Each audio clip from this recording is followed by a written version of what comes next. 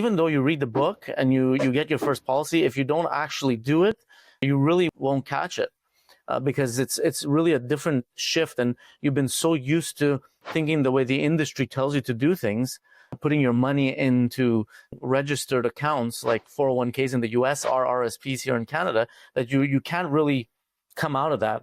It's about rates of returns and interest rates and so on and so forth. And then until you get your mind out of that and actually see what you're actually doing, then it actually clicks. And I agree, because at the end of the day, it's really different compared to traditional knowledge or way that the industry wants us to teach our clients about money.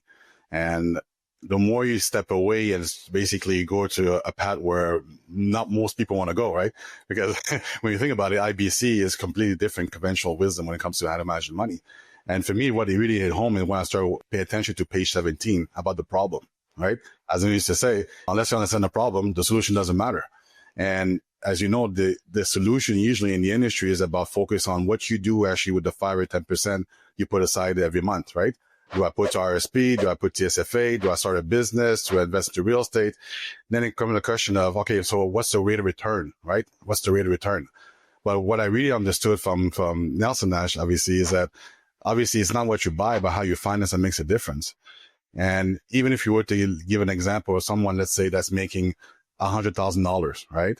And let's say in this example, he's putting 5% aside. So he's really basically putting $5,000 a year aside for in terms of saving.